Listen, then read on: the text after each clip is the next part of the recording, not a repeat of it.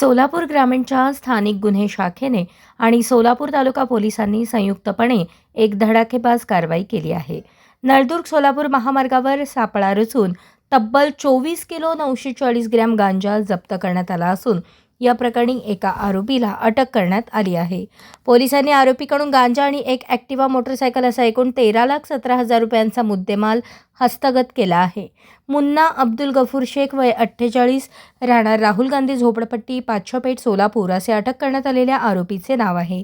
सोलापूर तालुका police ठाण्याच्या हद्दीतून गांजा या अंमली पदार्थाची मोठ्या प्रमाणात तस्करी होणार असल्याची माहिती स्थानिक गुन्हे शाखेला मिळाली होती. त्यावरून सोलापूर ग्रामीणचे पोलीस अधीक्षक अतुल कुलकर्णी यांच्या सूचनेनुसार स्थानिक गुन्हे शाखेचे पोलीस निरीक्षक संजय जगताप आणि सोलापूर तालुका पोलीस ठाण्याचे पोलीस निरीक्षक कुंदन गावडे यांच्या मार्गदर्शनाखाली सहाय्यक पोलीस निरीक्षक भीमगोंडा पाटील व त्यांच्या पथकाने नळदुर्ग ते सोलापूर महामार्गावर सापळा रचला.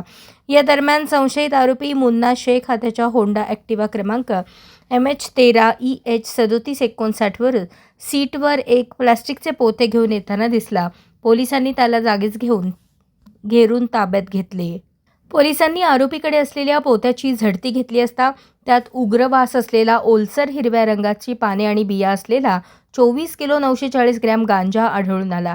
या गांजाची किंमत 12,47,000 रुपये आहे. पोलिसांनी 70,000 रुपये किमतीची मोटरसायकल आणि गांजा असा एकूण 13,17,000चा मुद्देमाल जप्त केला.